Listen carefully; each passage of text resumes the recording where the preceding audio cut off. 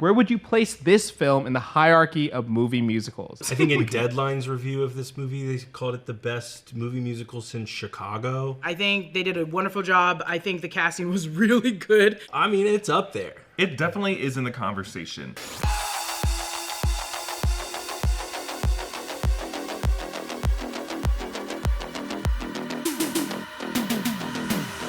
Welcome back to the break room. Sing it with me. Wow, so many people are going to click away after that. Yep, they will. But it doesn't matter, because today we are defying gravity and talking about Wicked Part 1. We're sharing our thoughts, our feelings, and some of the stages from the Change Show. I mean, changes from the stage show. I think Like that. That was one of the things that The Change Show is the Philosopher Club scene in Gregory Maguire's book where they have sex with a tiger. I was waiting for you to bring that up. Is it walking on two paws? No, it's on all fours. Oh, never mind. But I mean, like, so are many of us when we're in certain positions. No doggies in Wicked. Tiger style. Woof. Woof. Woof indeed. Meow. I'm Erik Voss. Joining me today to talk about Wicked Part 1 are Jessica Clemons. Hi. Some think I am Alphaba, but I am absolutely a Galinda. And John Costa. And I am Elphaba. And we also got Evan over here, who has also seen the movie. We're talking about this, and we will be spoiling everything that happens in this movie, but also in part 2 of this movie event. Everything that happens in Act 2 of the stage show, it's probably going to come up in the conversation. And we're doing that because we just have to assume most of you who saw this movie know what happens in the show. And the foreshadowing is laid on pretty thick in some cases, but in other cases, not as thick. So we wanted to warn you ahead of time. But even more important than that, the break room is so close to 100,000 subscribers. We are just under 6K subscribers away. So if you're not subscribed to the break room, just do us a solid, hit that subscribe button, and tell your fellow classmates at Shiz to subscribe as well. Because, you know, they're not subscribed to anything better. What? That's right. Ozma? Yeah, they're There's watching. a lot of books in this movie. They're watching daily Watch vlogs. a YouTube video, you shiz losers. Yeah, agreed. I do want to shout out some chatters right now. Big Sauce 2800 saying that was so loud in my car. Imagine you are listening to the stream while driving and there's a whoa. We should have warned you. If it makes you feel better, I didn't know what we were doing. I know I was about to start singing Popular. For some reason, I immediately was like, oh, we're doing Popular. And then you guys did the riff, and I was like, that makes way more sense. Jessica was about to start singing her favorite song, Something Bad. Something bad. Everyone's favorite hit Happening in from Wicked. Oz. Like Leah Michelle, Jessica could not read the teleprompter. Hell no. Hell no. We're both illiterate. Don't talk about Idina's daughter from Sorry. Glee like She that. didn't even want to be the mom. She didn't even want to be the mom in Glee. That interview has come back where Idina Menzel was like, we're only like 10 years apart. And I was like, okay, but you could be her mom in this universe. So like, you guys look exactly the same. I think Glee should be fined for what they did to Defying Gravity. Their cover of Defying Gravity added another bar to it? Are you kidding me? Are you kidding me? There's 2 Defying Gravity, and you can't bring me... And they added a third one. I don't know why. It sounds awful. I didn't watch Glee. And you shouldn't, for this for reason. a lot of reasons. Yeah, Go watch Defying Gravity, because it's kind of funny. Defying Gravity? Jafar. That's what they called it? That's what they did in the show. Ryan Murphy's crazy. It gets real weird. Defying Gravity. Stop. Is that why the show's cursed? There's a Glee curse. Oh, it's Glee. Very sad. Glee curse. Don't forget to check out nerdriot.shop for all the latest and greatest in new Rockstars merch. Right now on Nerd Riot, there is a buy one, get one 50% off sale going through Black Friday. So even if you've been waiting to get some of your favorite designs, go on over and pick some up. No one gets this shirt, but it's my favorite thing that they've made. True. It's great. And you know what? I begged the Nerd Riot folks to make Wicked merch, and Zach put the kibosh on it, and I'm still upset about it, and you can't get Wicked merch from us, and I'm mad. You can just get She-Hulk merch and just act like it's Wicked merch. No? Green Lady. Green Lady. This has been the movie that I think all 3 of us have been waiting for the last decade. Yeah, definitely, for sure. And let's just start with some general thoughts and feelings about how we felt about the movie in general. I really love the movie. I love the movie. I also was one of the people that saw Wicked later in life as an adult. Who would have known that musicals on Broadway and anywhere else are very expensive, and I was raised dirt poor. So when I finally got a little bit of change, I finally pulled myself to New York and saw it, and it was amazing in 2018. And it kept me going. It kept me going. I think they did a wonderful job. I think the casting was really good.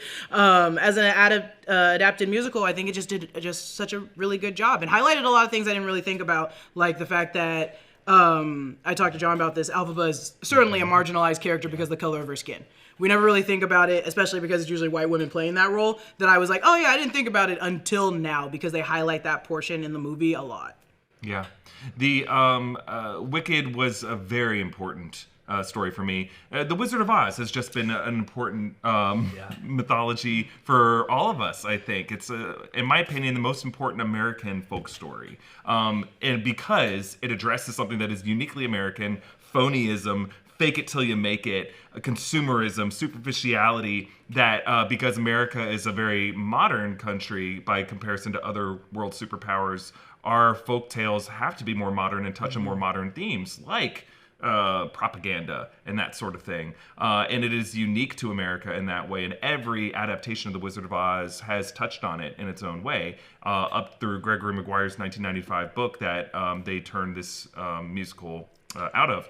And so it came to me when I was a big theater nerd in high school. A friend basically burned a CD with this soundtrack on it, and I fell in love with it without fully knowing the story. I just loved the music. Was able, luckily, to see, I think, the second or third cast on Broadway with Shoshana Bean and Ben Vereen. Just so great. And then anytime I was able to see a local production of it, if I could get in the lottery, I was able to win the Wicked lottery one time and get in the front row. So the songs, the story just means so much to me, so that when I saw it last night, I was just weeping at moments that, like, I don't think were designed to make us cry, but just like thinking back on my history with this. I think it's a beautiful film, and it stuck the landing in the critical moments in my opinion, the way John Chu adapted Defying Gravity. It was a very difficult task, and he nailed it. But I think we'll see. I don't know if it's going to be a perfect film, but I think it's going to be a very successful film that people go and rewatch and talk about this holiday season. I love how important this movie is to all of us. So caveat that, right? That's going to color kind of how we feel about this movie. To your point about, this being a really uniquely American tale, I agree. I think that, like, there's not a single other country in this entire world that has a city as beautiful and important as Omaha, Nebraska. No one else can do Omaha, baby.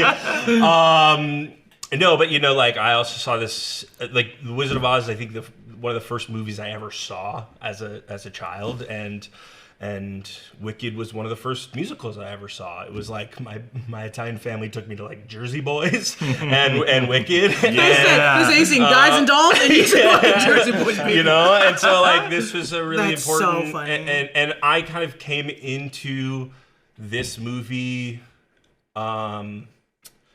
with my arms crossed. A little bit of like, I love this so much.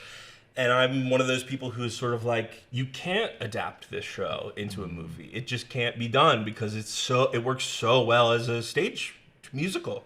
And I think that they, by and large, pulled it off, which is an incredible feat. And John Chu deserves, like, so much credit. So I will get into the directing here in a little while. I have some disagreements with Erik about Defying Gravity. We can get into that too.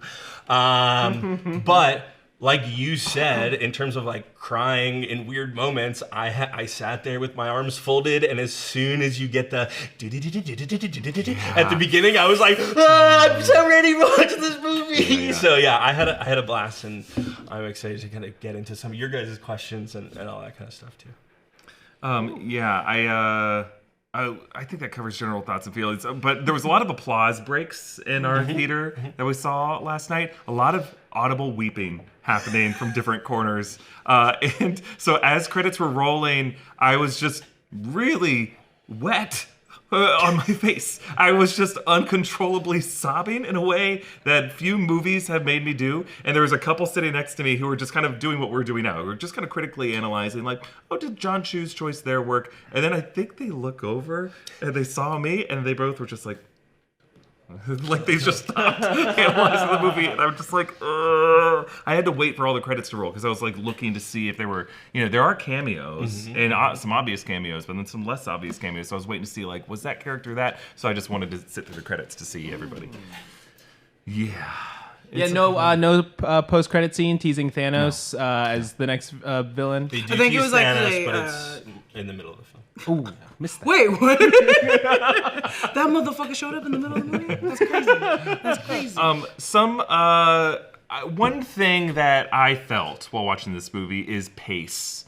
When you watch, I've seen the stage show enough times to where you just get used to the certain rhythm of all these songs, and you listen to the OST so many times that like you just think of Dancing Through Life and Defying Gravity and What Is This Feeling and No Good Deed or No One Mourns the Wicked, like as having like a certain rhythm to it. But even the original cast recording has like a certain jettisoning that it does within the song just to get you from movement to movement. But when you watch the movie, John Chu almost like lets it breathe to a more natural rhythm that like a normal movie would. But it makes you realize how fast the stage show moves in its act one. It goes so, the transitions are just constant.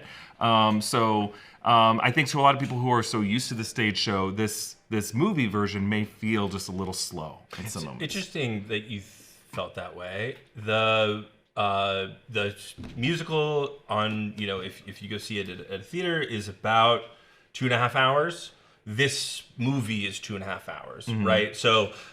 And this movie just covers the first act. So the second act of the musical is a lot shorter than the first act. So I'm anticipating a part 2 probably being shorter than this 2.5 hour movie, but I don't know. They added some things into this movie that I thought worked really well. And, obviously they shot these 2 movies back to back, so they're not gonna like hear the response that people had of this film and then say like, oh great, people liked the things that we added and go back and add more things. But I thought that this was like the shortest 2.5 hour movie that I've sat through. And maybe that's because, like you said, we've listened to Steve so many times, I'm like, oh, next is popular and I'm ready to go or whatever. But I didn't feel the length of that movie. And something that I was thinking about when I was sitting in the theater was like, that theatrical experience for me was the most fun and the most like emotionally charged experience I've had in a theater since, these are very different movies, Everything Everywhere All at Once. Where it's just like that movie... Michelle Yeoh, 2 for 2. Yeah, hell yeah. That's true. Just like that movie is like fast and fun and like emotionally charged and like, feels like it's telling an important story. And this movie feels like it hits all those beats as well. And I just like would truly encourage you to go see it in the theater if you are on the fence. Yeah. Yeah, there is. I want to ask you, Jess. You've seen both the stage show and the movie. Do you think? And The Wiz. And The Wiz. You can't leave that out of the conversation. No, I mean, The Wiz was just when Eric was on Hollywood Boulevard. You saw a guy taking a leak. He was trying to get into that weird bar that he was bringing up that no one's been to. Beetle House. It's not good. Whoa. Evan being blown in from the western skies to say, thanks to True Classic for sponsoring this video. You've heard us sing their praises before. True Classic makes having comfortable, good-looking clothes more affordable than ever. We got this classic black t-shirt here. Ooh, feels so good, feels so smooth.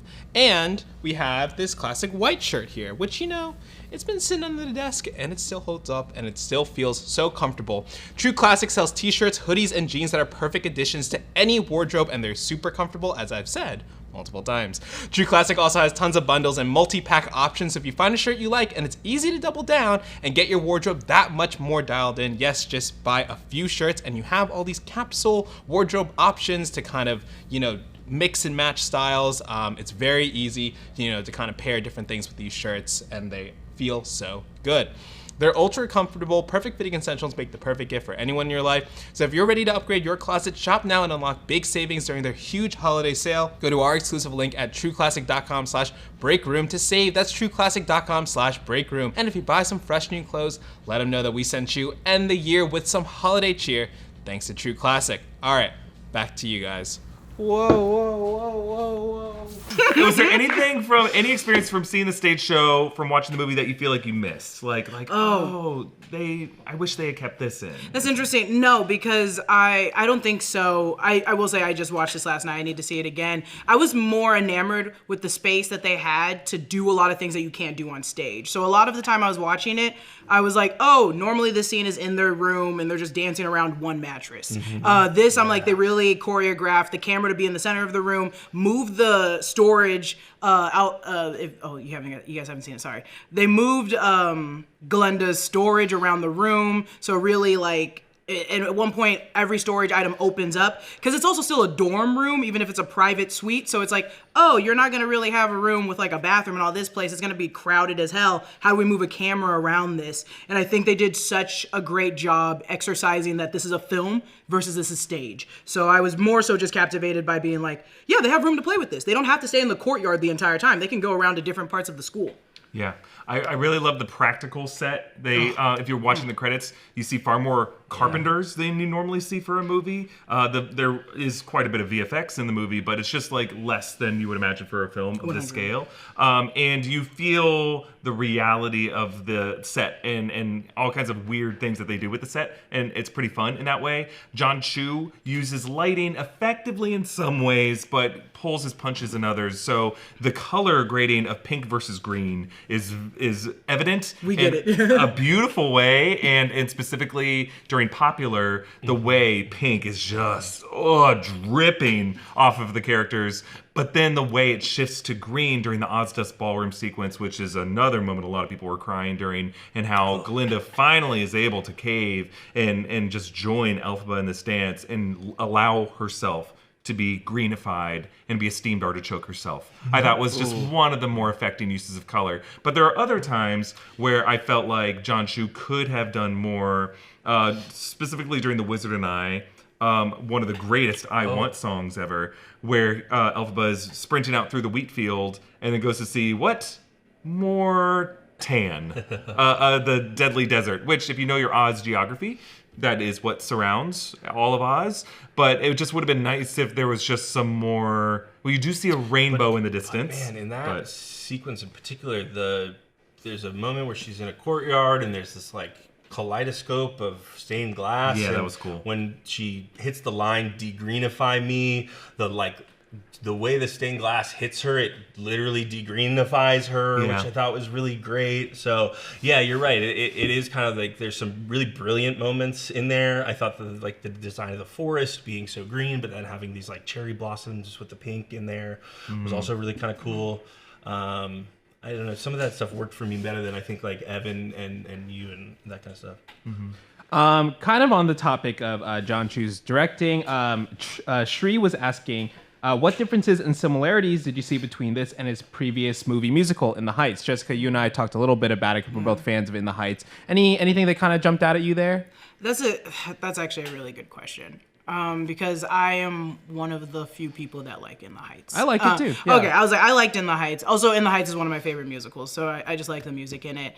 It's hard because it's very different. There's a lot of creative control that I think John has in this movie than he probably did in The Heights. Because In the Heights is still Lin-Manuel's baby, and Lin-Manuel was a part of it, and there was a lot of other people that were a part of it, and you're also catering to like a demographic that was just like, that is In the Heights. And in this, it was like, okay, let's get the production designer from Wonka. And let's make the craziest thing we can, and you guys are gonna listen to me. So it's like, I think he had more creative control and direction in this movie than he did in The Heights. And I don't know if that's like a bad thing or a good thing, but it's like, you can see it in The Heights. It has to stay grounded still. In this, it doesn't. It's wicked. So it's all fantasy. So he gets to play around a lot more. Yeah, one thing that I feel like a good comparison for me is in 96,000, right? And in The Heights, they're outside in the pool. There's a lot of lighting changes, right? It's very clearly shot outdoors, and they're using a lot of natural light, so they have to utilize, but they have so much space to move around, right? Whereas in a lot of these sets that they've built, he has so much more control of how he can utilize the camera and where he can put it. I think one of the things that jumped out at me was when, I think in Defying Gravity, there's a very, very cool angle. It only shows up once or twice, like a low angle shot that's very cool, only pops in person once, but I'm just like, oh wow, he's like looking for different opportunities to change up how you see 100%. something that is so familiar to viewers at the stage show, right? New ways to kind of like interpret this place, and using the camera and the space to kind of like emphasize those moments. Whether it worked or it didn't work for you is different mileage, but yeah. I think to asking about similarities there, the choreography for me. Sorry, did you hear that? No, I didn't hear. I didn't actually fart. Okay, I shouldn't have followed it with. Did you hear that? Did you hear that? I heard it. No, you didn't. I didn't fart, y'all. I didn't You fart. farted and then No, like there was a fanned fly. it. I can't wait till y'all zoom and enhance and see that fly. Visible farts. Keep going. Brian doing it, hands. Just trying to get the smell. Keep going. The choreography. The choreography, I thought there was a lot of similarities between In the Heights and this movie, and like so I'm thinking that maybe the same choreographer did In the Heights and Wicked, and also came from a lot of the Step Up movies. And I went back to see if they also did La La Land, because there's a lot of like, in the Somewhere in the Crowd song in La La Land, there's like a lot of people stomping for some reason. There's a ton of stomps in the choreography of this, which I don't mind particularly. I just thought it was an interesting choice. That's interesting. Yeah, I think they incorporated. The only time I wasn't crazy about the choreography was in Dancing Through Life, using the books to recreate the Fiero's sweeping leg motion that Norbert Leo Butz did in the original cast. I think the leg sweep is important, but just using the book as like the less friction, I think was just a little on the nose with like, we're all brainless. We're using books to step on the books and to sweep through the books. And I'm like, not everyone is as good as a sweep motion as Fiero is. He's supposed to be uniquely brainless, and they're just following him like a Pied Piper. So I just thought it was a little... Like, Dancing Through Life, I think, was, I think of all the different musical adaptations in this part one of the movie, the one I was most disappointed with. Not that I hated it, I just wanted a bit more from it. Dancing Through Life was my favorite. Okay. But I also think it's because the choreography in the movie isn't actually there for the leads. See? I told you! You got the fart! There was a flying bug. He keeps it. He catches it, puts it in his pocket. Oh, I have tissue right here, Evan. I didn't get it. It's gonna cost you $10 for the tissue. I thought I did too, but I didn't get it. That fly's just dancing through life. Wickedly talented. Dancing Through Life. I do think I did like Dancing Through Life only because the Alphaba and Alphaba and Glenda don't really dance that much, and they made note of that. Also, I don't think Ariana Grande has that much experience dancing.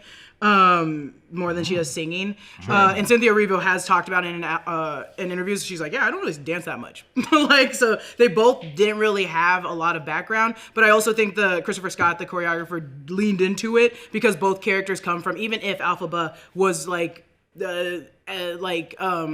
segregated from her family or separated from everybody, she still came from a wealthy background and put her head in the books more than she did in like other things around her. So it's like, oh yeah, this character would be clumsy when it comes to dancing. She wants to be alternatively like different than everybody else. But why I liked Dancing Through Life was really that library scene of dancing through the 3-wheeled turning library, because that's where the hip hop dancers really are commencing. And it's when you see the different types of styles that they really did embody. That was very cool. I have to give them credit for that set piece, that physical Insane. set piece. I would have been so scared to trust anyone dancing on it. I am surprised no one has been injured. And maybe they have been and they haven't talked about it. Is there with the fucking wheels. Well, he would have been the actually only the one I'm person not worried controlling it. about, because I'm like, also, we talked about this in the breakdown that's going to come out.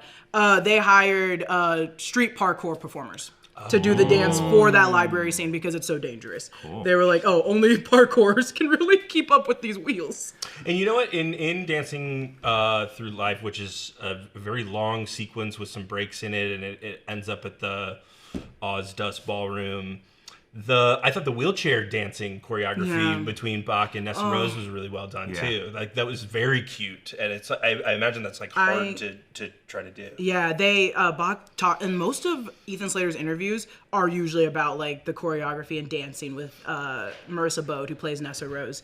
And I will also give them their flowers for actually having the courage to let someone with a mobility like chair actually do a stunt. Yeah. They let her do whatever the hell she wanted, and she flew. And I was like, oh, you rarely will ever see this ever happen. Cool. And I was shook. I was like, please, this is the scariest I've ever felt. Don't fly her too high. They put, like, everyone's seen the behind the scenes. They tether her so high into the sky. Mm-hmm. I was like, I was like doing this. I was like, like, don't fall.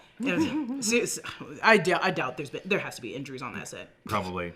If you've listened to the OST enough times, you know that there are specific combinations of words that are the linchpin of that character's arc in the whole show. And then for Bach, it's, you know what? Let's dance. Let's dance. That is the most important moment for the character to hit. And I have to give Ethan Slater credit. Yeah, because like that is so complicated to where he is trying to map his love for Glinda onto Nessa Rose, and you have to buy it in that moment. You have to I can imagine that for a moment there is love between these characters, but it's fleeting. It's not gonna last. But he's just giving into the dance in that moment. It's really hard for every Bach actor to hit, and Ethan nailed it. He was a very good Bach. He was such a good Bach. But also I think why I sound so like monotone was I wasn't gonna be surprised. I was not surprised that he was a very good Bach. Like, yes, that man, I would have loved to see him on stage play as Bach. Like, what surprised me was he doesn't have a lot of lines to sing.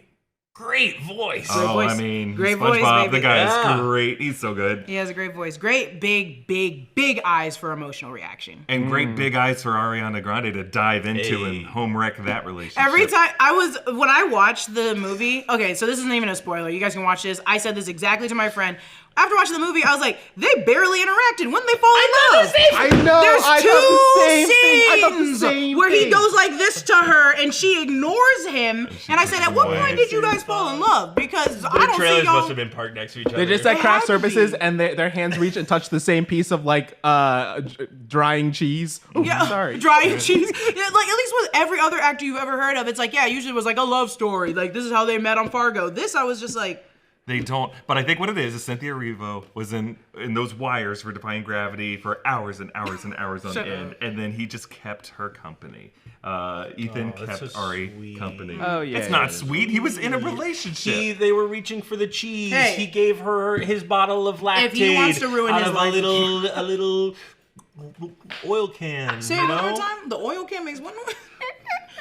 That's better. Yeah, that makes more sense than the Hey, jumping in to say we also want to thank Helix Sleep for sponsoring this video. Their Black Friday sale is running now for a limited time, and it's a great time to upgrade your mattress. Don't you want to sleep well for the holidays? Visit helixsleep.com/breakroom to get 27% off your mattress plus 2 free pillows and receive a free bedding bundle with your Luxe or Elite order. We've been sponsored by Helix for a long time, and you know the drill. 20 unique mattresses for all sleepers, free shipping, box delivery right to your house, and a sleep quiz that matches you with the best mattress. I mean, what more could you ask for? Plus, Helix has a 100-night sleep trial, so you get more than 3 months to make sure that you love your mattress, and their mattresses have a 10-year warranty. Helix also offers financing options and flexible payment plans so you can get the perfect mattress right now.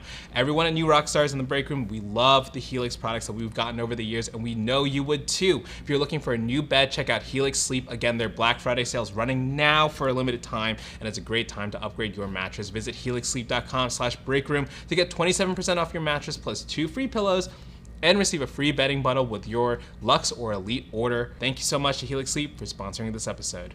All right, back to you guys. So Ryan Painter is asking, while we're on the topic of performances, Ryan Painter is saying, Variety has been putting their Oscar predictions out, and both Erivo for leading and Ariana Grande for supporting are in the predictions for getting nominated. How do you think their performances were, and do you think they will get a nomination for this film in the Oscars? Yeah, I think both should 100%. And will for lead. That's how the Tonys submitted Kristen and Idina. They are both lead characters. We're talking about the Oscars. I think Ryan's talking about a couple of puppets. And they're gonna win. I think they're gonna win for costumes for sure. I think it should win for a lot of categories. I think the film adaptation especially elevates both characters to be lead. From No One Mourns the Wicked, like Ariana Grande gives a lead actress performance in that part. I think it depends on also who else is going up for supporting. Because if it's like a low tier, put her in supporting. She'll win it. But if it's like They got It'll a be battle. Zendaya for Challengers or for She could Dune beat Part Zendaya 2. for She'll be in Challengers. supporting for both of those. She'll be in the running. Oh and wait, probably win Dune. it. Do you think she could beat Dune? I think she gives great enough a performance. Jessica Ferguson maybe better. Oh than damn her, it! but- Yeah, Jessica Ferguson's gonna win for that. And I think at this point, those are the two movies Yeah. that are going to Yeah, she should go for head-to-head lead. at the Oscars. It's Dune Part 2 and Wicked. Honestly, Part she 1. should just go for the. She should go for the lead nomination because she's only won a Grammy, so it's like, oh yeah, just give her. She'll be not Oscar nominated. Ariana Grande. Yeah. She leads a career in music, but she also has an Oscar nom. That's great. And also, there's the common refrain that, like, you know, it's a Doom Part 2. We know there's a Part 3 likely going to come out. This is Wicked Part 1. Will the Oscars, like, reward, like, a kind of, like, beginning and middle sequel film? Like, it's possible that, like, both of these films, like, only get the awards when they're done. They could Lord of the Rings this situation. One of the things we talked about a lot in the office is there's not a lot of original pieces of music in this movie. There's some original stuff in there, but they're kind of like interstitched into songs in a weird way. There are 2 new songs going to be in Wicked Part 2, one for Ariana and one for Cynthia. So maybe they campaign a little harder next year. But I think Cynthia Erivo truly, like, in Dancing Through Life, like, gives the most heartbreaking performance. She is so good in this movie and is so endearing in The Wizard and I. Like, like, you fall in love with her so fast in that song. Easy gonna be nominated, but they will absolutely win for probably production and costume. 100%. They love giving a lot of things to costume. Yes, costume. If you just do 1,000,000 of those costumes, you're gonna win. That's what they do. Production design is going to be a difficult one. Dune Part 2 has some incredible production Depends on design. who's voting in the Oscars this year. And if it's a I don't know bunch how of weird musical kids, they're gonna be like, Yeah, a bunch of theater nerds, yeah. It's just like... and they built those Get a sets, Tony's like, voting block. Everybody all the kids who go through the Jimmy's Awards in New York are now the Oscars voting committee Jesus for some Christ, dear Lord.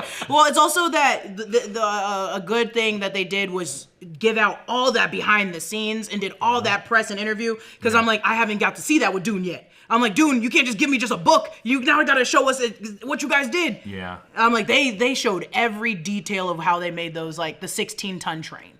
Well, and if it's very, I wonder if Dune Part 2 is released during Christmas. That, you know, makes it a little difficult, right? It's been a while since these Academy voters have seen Dune Part 2, but they'll be fresher for Wicked.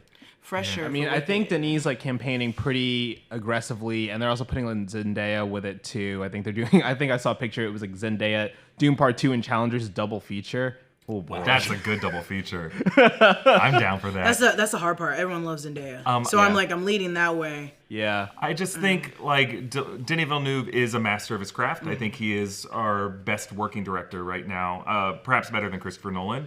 And so it's like he deserves the Oscar. John Chu did an admirable job with this film and had a very, very difficult task.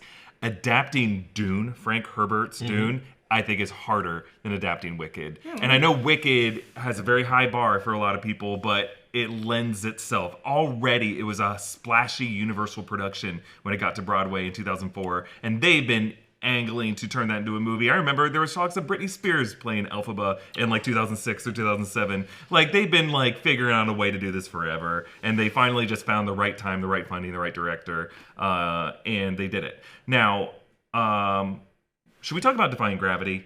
Let's have the Defying Gravity Yes, and discussion. before we get too deep into it, I want to say Prince Riley Phoenix shared that the Glee Defying Gravity is based on the pop version that Adina did, which is the extra verse. That's where it comes from. And it was a bad version.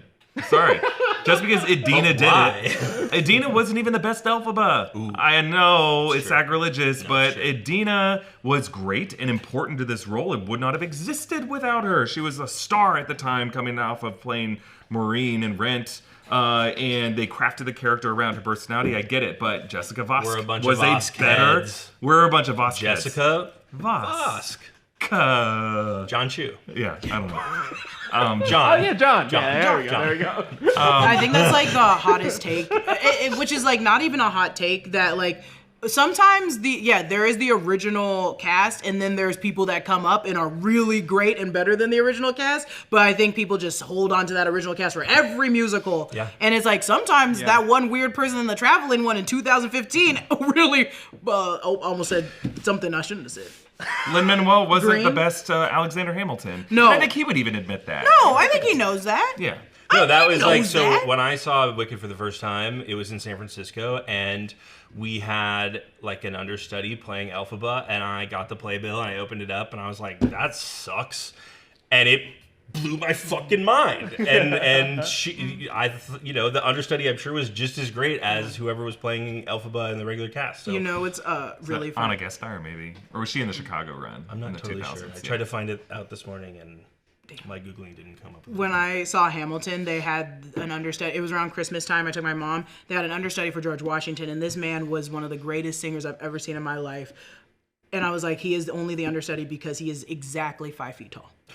He was exactly 5 feet tall, and I felt so bad because I was like, this is the greatest singing I've ever seen. But even when like every song came on that was like, he's giant, people laughed in the audience. And I was like, damn it! Yeah. I was like, damn it! For a larger-than-life figure like that. It was hard, and I was this like, the recent Torco of Yeah. Hamilton? That was I saw here. the same cast. did you see him? I saw him. Did you? I liked Thomas an Jefferson. amazing singer, and he seems older than the rest of the cast. But the fact that he's just shorter, just tiny. Like they should have swapped him. He should have played Hamilton, and the guy who played Hamilton should have played Washington because Hamilton was the He was tallest so guy in the cast. good. And then the guy who played Jefferson looked like he was probably 120 pounds soaking wet. Just Oh no, yeah, very he's thin. thin. He's very thin, and he kind of looked like Daveed Diggs a little bit. A bit, like these A little cast bit. 'cause he but he was looks like having Daveed fun, Diggs. and he He's performed having a on lot of fun. like Christmas. Like when the understudies came on around Christmas time, he was playing the entire time. I was like, your poor understudy's so mad because they want to play Thomas They had the Jefferson, shot. and you are taking this role. Yeah.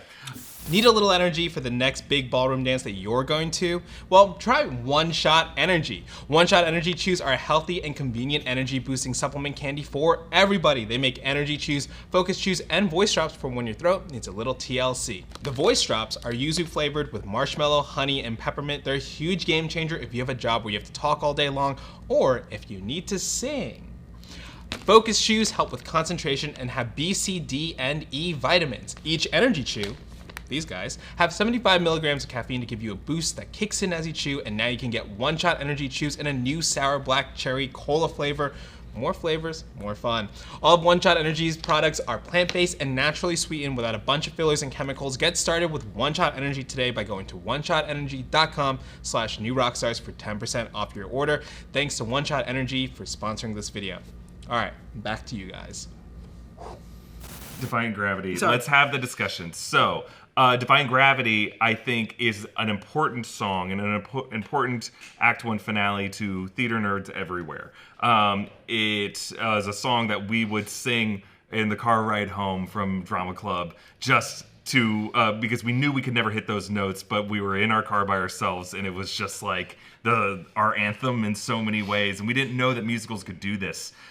So we all walked into this screening a bit like this, and I think what we forget is because we've heard Idina sing that on the cast recording so many times, it is a song with like 4 different movements in it. It has so many leitmotifs and reprises. As someone told me lately, everyone deserves a chance to fly. Unlimited comes back. I Hope You're Happy from the beginning part of it is a very different song from the rest of it. And John Chu, I think, understands that if you're going to adapt that to screen, you have to break it up. You have to have moments of reflection in between it. But in our minds, we are charging through this song. So I think for a lot of people, we just want this all to be stitched together. I really liked how John Chu decided to break it up. He understood that you have to give some theatrical stunts that only can work in a film. And the fact that Cynthia Erivo had to do that while she was on wires and had to control her diaphragm as well as she did and still hit those notes, impressive. I think the decision to take the moment of she's not the one you want, it's me, and to take something that is we are all familiar with, the rise and the way that the fabric stretches down and the lights hit her. That is an iconic image that is seared in our heads. And instead to twist that expectation and to make it an initial fall. And Erivo falling and looking and seeing her reflection. And now we understand why they inserted that flashback so that she could see herself when she was a kid. And both future and past version reach out to comfort each other. And when she reaches out, what does she hit? No, not the face of her childhood self, but the fucking Hexenbesson, and grabs it and screams, "It's me!" And like, to surprise us that way, to take something that is just pretty surface level, she's not the one you want, it's me, just for Elphaba to take the heat off of her friend in that moment. but to turn it into a moment of catharsis, I thought was just so beautiful and just so shocking. My mouth was hanging open in that moment. And then to use that to fuel the rise. So if you care to find me, I thought was just really, really cool. I love that the reason that you love that sequence so much is the reason that it didn't work for me, which is, you're right, there's a lot of breaks. There's a lot of breaks in the song, in the musical, right? The things that are still in the movie, Glinda at this point, getting the cloak for Elphaba to wear is in the musical. The Madame Morrible kind of interruption, calling her Wicked Witch is in the musical. So there's already these like breaks in the musical to begin with. I think that like this song as a climactic song builds in a really interesting way, and the little extra additions I think that Chu put into the movie just like broke it up a little bit too much for me, that it took away from this like incredibly building piece of music that rises and like, you know, climaxes at the end of the movie. And so like that catharsis that I was looking forward to was like, oh, okay, they're doing a little bit more dialogue now. You know, and so that was where I kind of bumped into some of those issues. I wish that moment that you were just talking about, the fall, worked better for me. Something about the child actress playing Elphaba was like not. This is such a nitpick, I guess. It was like not in the same position that Cynthia Erivo was in, and she kind of was like doing one of these things when she was falling. I was like, that looks so goofy. I'm gonna see it again on Saturday, and I'm hoping to like, now that I have a new expectation of what to expect, maybe I'll change my mind there. But like, I struck, and I think right before, and nobody in all of Oz, no wizard that there is or was, blah blah blah blah blah.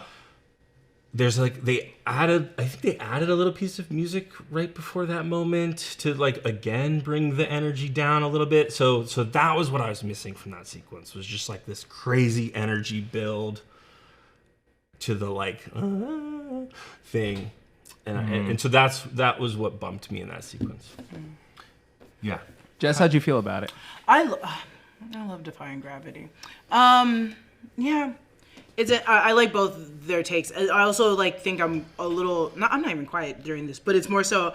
It's been a long time since we like at New Rockstars all agree that we loved a movie, and just listening to everybody's point. So I'm genuinely observing and loving this conversation. I love the movie so much because it does a lot of things that the stage can't do. So all of Defying Gravity to me was just so fun to watch.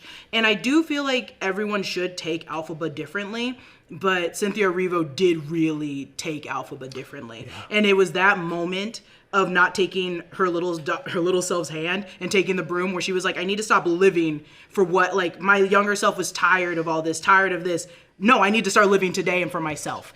And I was like, oh yeah. And even when she's flying in the sky, when she's defending Glinda, it's still sadness on her face, like worry, like fear, like, am I doing this right? Should I be doing this? Is it the right thing to do?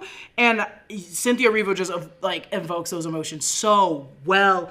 And then at the very end, to end it in the pink clouds of lightning storm, to her flying and doing her riff, was just so beautiful to me. I actually love that the gown ends at one point. Where they're in the stage, they just put you up in like a giant crane to the sky. Love that. That was the best thing I ever saw. I love how they interpreted it in this movie that it's just a billowing dress behind her. The cloak is going, but the cloud is still pink, and there's lightning storms behind her, and more hell's coming. Defying Gravity was great. It ended the same way it did in 2018 for me. I sat in my seat, couldn't get up. I couldn't get up. Great. Cynthia Erivo. In the stage show, they have to use the fabric to sell the illusion that she's flying, because the crane only goes up, what, 12 to 18 feet, something like that? Too high. It's still terrifyingly high. And it's just something that clicks in. They really strap in. It's just a cherry picker, right? And they just see it. No. And then, but the fabric just kind of directs your eyes upward. Here, they need to have the fabric in to sell the illusion that she is flying.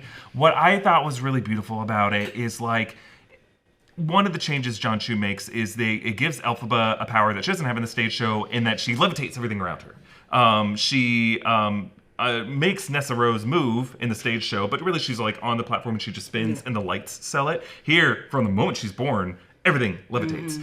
And it almost, I don't know if there's some like, I can't probably speak to this, but you see this in Into the Spider-Verse. You see this in Jordan Peele's Get Out. The idea of submergence and the fact that you feel like you're in the sunken place and everything around you is burying you. Like you have to levitate everything to show power. And in that moment, when she says it's me, she's like, fuck it. I'm going to make myself fly now. I'm tired of making everything else fly. I'm going to fly. And it's me. And I just thought that was so moving and it was beautiful. And I don't know if John Chu did this intentionally. I have to imagine that was the intent. Because like to go back to, we never saw the girl physically fall like that in Act 1. The little girl? The little girl. No. But she was emotional. That's how she felt. And you didn't realize that when you were watching Act 1 because it was like, almost seemed like a girl who's like, I have this power. I'm going to, fuck up all these bullies. Inside, like, when you think back on the moment, you connect it with when Galinda says, of course it bothers her. She just pretends like it doesn't. And in that moment as a girl, like she was pretending like it didn't bother her, but she felt like she was sinking. So like adult Elphaba linking back to young Elphaba in that moment, like you feel like you're drowning. Yeah. You know? So I really appreciated that fall because like in the stage show, it's like a fuck yeah. Bush got reelected? Fuck no, we're gonna fight against it. Like it was a reflection of the time, and it's just like, we're gonna fucking fly. In this moment, like it spoke to this moment. It's like, no, we're gonna sink, but we're gonna fly after we sink. We're gonna get out Well, of it. and to give your point a little bit more credence, even though I somewhat disagree with it, like I think it is one of the impossible things to adapt is when I was sitting in that audience as like a little 13-year-old kid, you see someone fucking fly on stage. And that, to me, I didn't know what the musical was at the time. It was a phenomenon still, but like I do this thing with musicals where I just sort of like avoid them until I can go see them. And I was sitting there and Act 1 ends and someone just flew on stage. And that is an incredible moment to be in an audience for, because it's real. It's right in front of you. Obviously, there's like trickery there, but like I've seen people fly in movies for like ever. So I think maybe it is a clever use of filmmaking to just twist that moment a little bit, because just doing the straight flying is maybe in their minds was like, this isn't going to be enough because audiences have seen this before and it's not going to be as impactful. So maybe that's why they made some of those decisions. I will say in the stage, it doesn't really come off more that she's levitating because of the broom. It looks like, and I think because she's like holding it up like this. She's holding it like a gun. She's pointing it like a shotgun at all of them. That's true. She does do that. And all the guards are like, oh, fuck. We don't have firearms. To the western sky. She literally pulls it. We hear you, Jess. Jess is the better singer out of all of us, and Eric and I are singing more than. I was raised in theater, but we never got to do Wicked. Why not? Because they probably couldn't afford to lose. No, you're not allowed to while it's still running in its initial run. You can't. That's right. Yeah. Unless you're that weird thing that I've seen on TikTok where some local kids theater did it. Yes. Okay. What's that church that like does the Avengers too? They'll do it too. It's all unlicensed, and you're not supposed to do that. It's so illegal, and people do it though. Yeah. They do it though, and then the mistake is that they upload it online. They upload it online, and they get in trouble. Sorry, that was. We need to talk about that offline, but because there was also like a weird Mormon video online, and I don't. It's not weird because it's Mormon. It's weird because Mormons did Dreamgirls. And let me tell you, none of them were black. There's a bunch of like what? Oh, wait till you see the white high schools that are doing Hamilton out there, or In the Heights. Oh, yeah. I love that. What are you doing, It is so drama funny. club teachers? Stop it. Just do the Music Man. Just do Sound of Music. Just do Sound of Music. Teach the kids the basics. Damn Yankees. We did The King and I. That was good. You guys did The King. I was not in that one. You were when I was in middle school. That is filthy if you guys did The King. That is disgusting. Oh my god. What I was going to say, speak, that is... I can't get out of it. We'll talk about that later. We'll talk about. Tell us your school. tell us the school. Going back. Hit us up in the comments what your school Yeah, exactly. You know, high school I production know. was. Yeah. Everybody has one. What was my cringe high school production? I feel like it might have been Back to the 80s, the Totally Jukebox musical. It's only cringe because it's just like a cringe musical. really corny.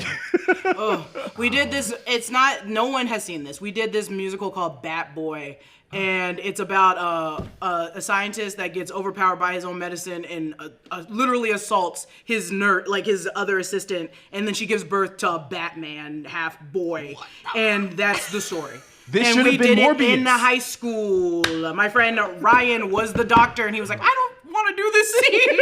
And our teacher was crazy. Okay, regardless, going back to Defying Oh my Gravity. god, Nerdly Drew in the chat, who has a question as well, also said we did Bat Boy at school.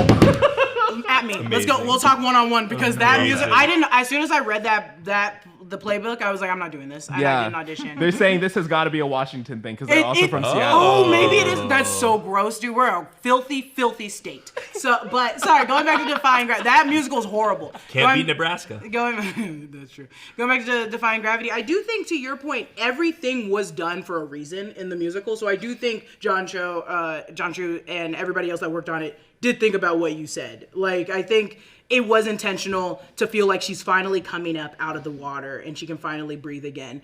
Everybody working on this, I've watched so many interviews from every single creative behind the scenes of this, and they all wanted to put their own little spin or whatever on this story, and a lot of it comes from things like that, where it's like, creative differently, we want to make sure that Alphaba feels this way, and this happens here, and this does this, even down to her clothes. So I do think with Defying Gravity, I think you are correct with, it needs to feel like this full moment that has to get out, but she also, emotionally, it's like, you're still there. Sunken. It was good, though. Yeah.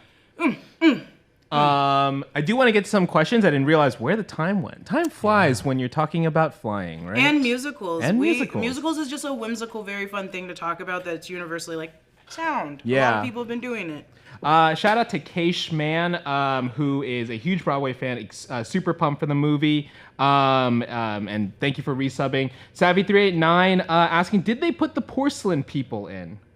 Do we know what that's a reference to? Are you talking about the Wizomania dancers? Is that what you mean by porcelain people with the big heads?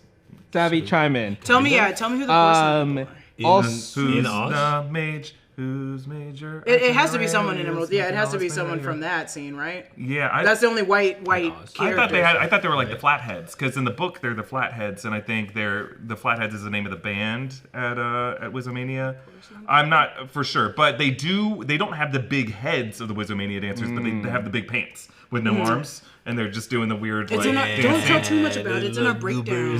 It's fun. I loved also in Emerald City, there's these dresses that people were wearing that had a weird kind of hoop skirt type of thing. Yeah. Those were super fun designs. The Aussians were all I was comparing this one to the live stage performance, and it's not that far off in costumes, but what immediately hooked me, because I was paid such close attention, the way that their hats are pinned into their head is on a swivel, so they can still move, and the hat moves after they stop moving. I noticed it immediately with someone. I was like, how did they do that? I was like, I want that. I want to do this, and then stop, and it keeps going. Speaking of wanting to do that, that reminded me of you go to a theme park and you could get those little things that sit on your shoulder now.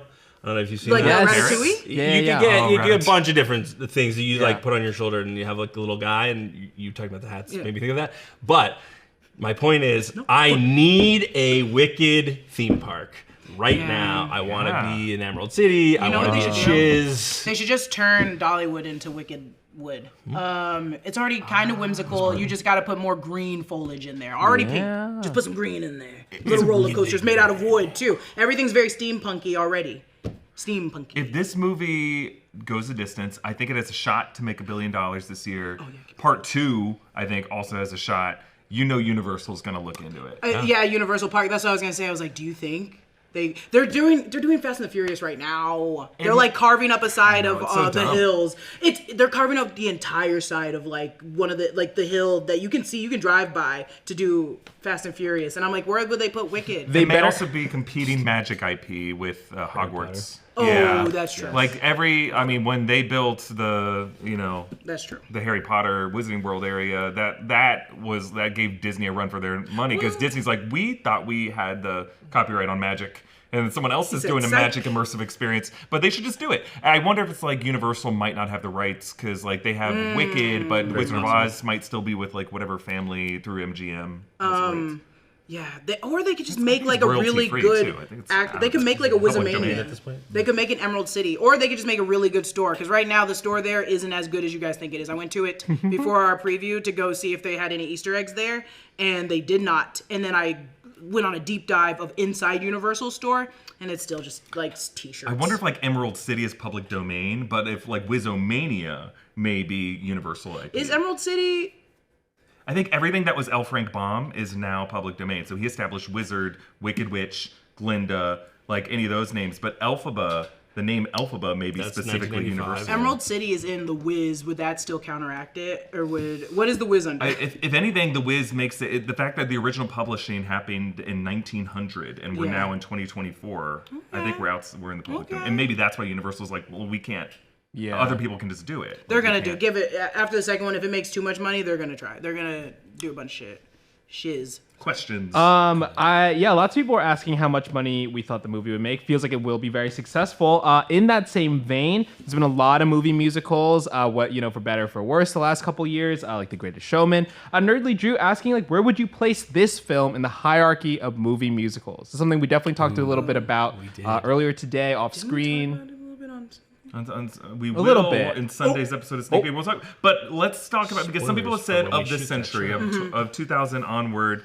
I think if you look back at movie musicals from the 20th century, it's hard to rank it. It's just because movie musicals used to be a dominant force in Hollywood. Yeah, it was what they led with. Yeah, Fred Astaire, Ginger Rogers. That was only our media at one point. Was just like what was it? Not tap dancing. It's called Came Out of Chicago. Whatever. That was the medium. Yeah. So that we can't compare to those. I think in Deadline's review of this movie, they called it the best movie musical since Chicago. I don't know. I don't know. Yeah, it's up. I mean, it's up there. It definitely is in the conversation.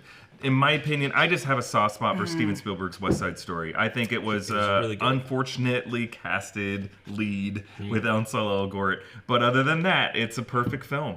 I really think. But does compare that to Wicked though?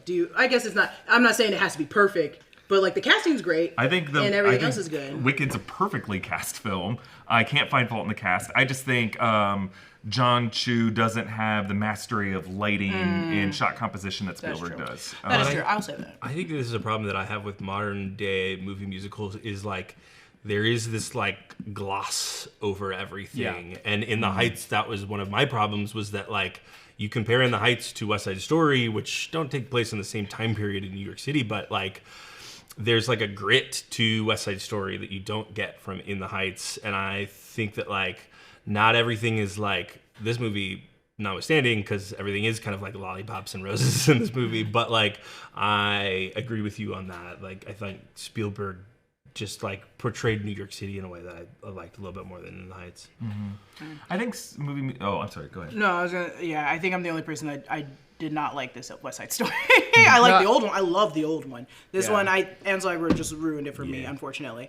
But to Deadline's critique, I'm like, when I asked Eric about like all, because I could not remember off the top of my dome immediately every movie musical, and once you brought up Chicago, I was like, oh yeah, I might agree with them. I love Chicago. Chicago makes me bark. Like it's that good. And I think it might be the best one since then too. Especially with like predominantly like that cast in Chicago is just so fun, so good. Well, and you were telling me off screen, don't mention this on the break room, Eric, but you did say Dear Evan Hansen is the best musical of all time. Specifically for me, it's Into the Woods. I will walk off this set right this moment. Speaking of one of the producers of this movie, is Mark Platt. Oh, yeah. Mark Platt's dad. His name was all over those credits. It was all over. It was like the third one at the credits. It He was also like- produced the involved in stage. the You know, yeah, he deserves that credit. I literally listened to all of Dear Evan Hansen before I even saw any form of it. I was driving from California back home to Washington State and listened to the entire soundtrack. That's if I do if I do like road trips, I will listen to an entire musical. And I even listened to it and was like, this is a weird musical. I was like, this is a weird. I don't know if I like the writing for the songs. I was like, they're very fun. They're really like, oh, we can get on stage and tap dance. But the plot is, what the Plot's fuck? wacky. What the hell is wrong with When you? I found out what that was about, I was like, this is what everyone is gushing over? To be fair, This? To be fair, Heather's is like, I feel the same way. I love Heather's a movie, and I was like, That's this the is same thing. like dangerous. What the hell am I talking about? Fun melodic similarity between Waving Through a Window and The Wizard and I. They're both the I Want songs of those musicals. The initial riffs, Pacing and Paul paid homage to Stephen Schwartz of the. That is Waving Through a Window, but it's also When I Meet the Wizard. It's like the same kind of riff. That makes sense. Yeah. Did you see the video of him singing with Cynthia Erivo, Rachel Zegler, and I forget who the last woman is. Oh, it's the woman from West Side Story. That Angela Bassett did the thing. Ariana DeBose. Yeah, they all sang together for the Tonys, and it was really good. And I sleep on Ben Platt a lot. Because I don't really, I'm like, singing's all right. I think But here was great. The Greatest Showman, Pacing and Paul did a good job, and Keela Settle, who plays, she plays the bearded lady in that. But not great. Tick Tick Boom, very, very good movie. Yeah, a lot of people in the chat saying Tick Tick Boom. A lot of people are right. I think it's also part of the conversation, but it's just it has a different agenda as a movie musical. Yeah. It is more personal, it's smaller, and I think this is more classic as a movie musical. Big sets, big musical dance numbers, and the biggest number in Tick Tick Boom is Sunday, the Moonlight Diner sequence which has half of Broadway cameoing in that scene. It's a wonderful scene. Everyone from Hamilton is in that scene. Stephen Schwartz cameos in it. I believe does Sondheim... Was he dead by the time he shot that? No. Because Sondheim made it into like Knives Out 2. He did, but it was like a Zoom cameo. I think he passed during COVID. God, that wrecked me for a week when we lost Sondheim. So yeah, I think Chicago is up there. I think Chicago might be the best of this century. I think right after that is probably, in my opinion, Steven Spielberg's West Side. Dreamgirls might be in there as well. But the all-white cast version? Yes, the one that's starring Jennifer Lawrence, Florence Pugh. They did that Florence regional Pugh production. is Jennifer Hudson's character, actually, which is crazy as hell. I was weirded out by that. Wicked's definitely better than In the Heights. I'll say that, and then better than In the Woods. Ugh, Cats, garbage. Dude, oh my god. To be fair, I'll be devil's advocate for Into the Woods. That little musical was my first baby thing. And I remember I saw that when I was so young. Oh my god. I sang every song. I auditioned to so many musicals with Agony. And because that's in my tone, I'm a very low alto. I sing very low, but In the Woods is my favorite musical. So to see that movie happen was just like. We also haven't mentioned Les Miserables, which I have a weird soft spot for the movie adaptation of that movie. That's up there too. But I think I like Wicked more. If they didn't put Russell Crowe, 100%. That's the thing. Russell Crowe really sinks it. As we kind of start to wind down here, this is Wicked Part 1 that was a little bit of a not controversy, but a lot of people didn't know that it was a Part 1, and people are surprised that there will be a Part 2 coming out next year, 2025, around the same time. There was a Gladiator Part 2. Yeah. When Gladiator came out. Exactly. That's true. That is true. Wait, what are you talking about? It's a bad joke. Oh, I was like, was there a Gladiator like one movies that's have not the old sequels. one? I don't know. Yeah. When people in 2000 watched Jaimon Hansu bury that little figurine, he goes, but not yet. And they're like, wait, what happens next? Gladiator. What happens to Lucius in the future? Sorry. So Wicked Part 2, there were a few questions about the pacing of the film. I feels like we've talked a little bit about it, how, this movie, it felt right. I feel like based on what you guys have been saying, to split it up into Act 1, Act 2, Part 1, Part 2. Is there anything you guys are looking forward to most for next year's Wicked Part 2? Any scene, any interaction, especially given now that you've seen how it's transferred from stage to screen? We haven't talked about the Wizard. and Jeff Goldblum's portrayal of the wizard, which I thought that like light show type thing that they did was like so well done. Very cool. Excited to see more Jeff Goldblum in part 2. Yeah, I'm excited to see more of the characters that clearly play like maybe a little bit of a bigger role probably in the second part, like Miss Cottle, who is in The Greatest Showman. You don't really get enough of her.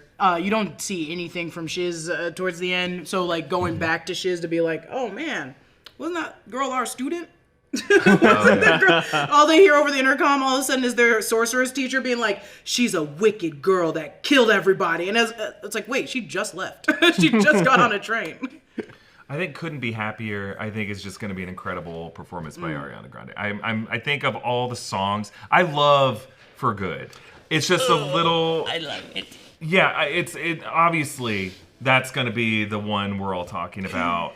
There's going to be not a dry eye in the theater, but I'm just thinking like other than that, Wizards Wonderful is going to be a goofy sequence. That'll be fun. All the best songs in Wicked are in Act 1 though. Yeah. Other than For Good, I agree. I think cinematically, what I'm most looking forward to is just returning to that opening shot of this movie. Because if you know Act 2, you know what is really under that wet floor with the hat. If you've seen The Wizard of Oz or And whatever. Is it a flying monkey? Well, she just turns into a wet, massive cloth. But like, there is a very fun twist that happens, and like the fact that John Chu opened the opening shot was that wet floor. I'm just like, ooh, we're gonna go back to that at some point, and I think it's gonna be very fun. I think the final images and all that climax will be great, and whatever these new songs will be.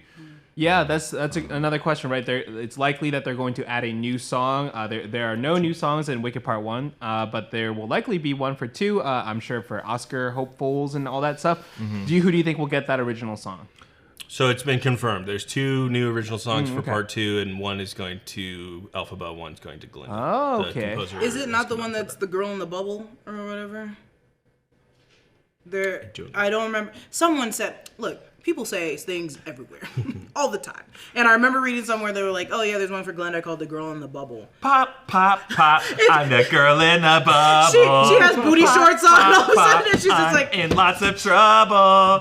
Where is my best friend? She's right over there. She doesn't have my bright blonde hair. let Ariana There just do it is. positions over and over. Let me write Eric the had a song. really stupid bit of musical improv before we started the show that we're- also was that impressive, Yeah. but just dumber. We won't And repeat it. we don't need to get into it, but like that's 2 for 2. That's pretty good. Incredible. Oh, God. Incredible. Any final thoughts before we wrap it up here, folks? We didn't talk anything really. We didn't spoil the things we that I could've thought we were going to spoiled spoil. There's a lot of great twists in Act 2, Part 2, whatever you want to call it. So, like Eric said, I think I agree. All of the best songs are in Act 1, but like there's a lot of fun stuff that's going to come into play in Act 2. Actually, it might be the better movie. Yeah, because could the be. plot, the story Yeah. is really Also, cool. In Act we didn't 2. talk about Fiero at all. I thought the actor who played Fiero was Jonathan Bailey. great. So good. And Jonathan he has Bailey. a bigger role in Part 2 as well. And so I was, I'm looking forward to that. He is perfectly stupid. Like, because that's the part of Fiero is you have to be hunky, but man, you have to be dim. And he's just great. But he's also like courageous, you know? Yeah. Like he sees something in her. I think Jonathan Bailey was like the best. I would love to see who else was in the running up for this role, because Jonathan Bailey is just like perfectly a beautiful Ken doll, but he's so good at playing empty-headed. Yeah. He's so good. If you watch He was Chewing charming Gum, me, and I was like, "You're a fucking idiot." I love Jonathan Bailey. But if you watch him in Chewing Gum, he's like almost the same character, just ignorant and stupid, and he's just a great actor, and he's trained in ballet, and he has sung before, so it makes sense that he's stepping on books, spinning, opening up with his toes and weirdness. My one thing I want to say about this movie is if you're interested in like the behind the scenes for like movies, but especially for musicals, read as many interviews as you can find with the people that worked behind here, like the production designer and the costume designer, because it's just so phenomenal. I mean, it makes sense. They're all in the same world. Like, a lot of these people worked on In the Heights, or they worked on Wonka, so they know what it's like to bring whimsy to a giant screen, or they just know what it's like to deal with 100 people on set dancing, and what they need to benefit from that. And they've been in the industry for so long, so they're like, yeah, I can do this. Even if this is the biggest set I've worked with, I know how to actually work around it. And they put little details into everything. The production designer was like, here's what I thought. The costume designer was like, this was my story that I wanted to tell. The choreographer was like, this is why I pulled from like this kind of dancing. And that made me realize that Wicked is much bigger than what I thought it was. I honestly watch it thinking like The Wizard of Oz, just a green witch, understand. I forget about the political uprising and I forget about literally she's criticized for the color of her skin, and they really play to those parts so high. Yeah, I think it speaks to the power of this show that everyone can find their own way into it. And like, you know, it is a show that made a lot of people feel seen. But here I am, just like a straight white kid from the Florida suburbs who also is just crying at this movie. And I'm like, I kind of see myself in these characters in this way. And I would bring my parents to it. And my dad would like see a magic in this show. So it's not one of these shows to where people go to and it's just like, it feels like a kid show, or it feels just for women, or just for black people. Right, it's for everybody. That's what Eric was about to say. Well, I'm joking. Oh, he can throw it at me about Dear Evan Hansen. He can throw me under the bus for Dear Evan Hansen. You guys let him make you believe that I like Dear Evan Hansen. Well, the thing is that you do. You said it with your face. I've never in my life, Jessica's just walking around apple orchards, climbing trees. I break my arm. I'm like, ah. Got a stack of fake suicide notes. If I broke my arm, I would never come in here with a cast because they would make fun of me and call me Dear Evan Hansen. I would put loser on your fucking cast. Oh, God. Oh my god. Just and yeah, a big old polo shirt. The little curly afro. And it is, let me tell you, it is dirty blonde. It's too bad Christmas is coming, God, because you as Dear Evan Hansen. We should have hosted the show all dressed as Evan Hansens. oh my And god. never address it. No. Just don't say anything. Oh my god. For No, part Evan, two. do not. For No, Wicked Part 2. no. I'll We set are a not. calendar event right now. No, we are not. No, we are not. Eric and I will, and you'll be in full Galinda, and it'll be ridiculous. I'll do that. I'm not dressing up as Dear Evan Hansen. You guys are out of your mind. No. And the guy named Evan will also be dressed as Elphaba. Yeah, I'll be alpha. Dear Evan Yee. I will dress up as anything, but I will not dress up as anything. Oh my gosh. Well, we'll leave it there for today. Everyone, go see this movie. Go see it again and again. Bring your best friends and your loved ones. And subscribe to the Breakroom channel on YouTube. And give us a follow on Twitch, where we do these videos live. But please, also YouTube, we're so close to 200,000. We just need that button. And follow Breakroom on all of our social media feeds, including Blue Sky. Woo. That's where we're gonna escape to when the world burns. It's gonna still be up. We're gonna get it. Yep. We'll keep it alive. All right, everybody. Have a great day. Bye. All right. Is this the part where I can say it? What? Yeah, sure. Say it. Is your pussy green? No.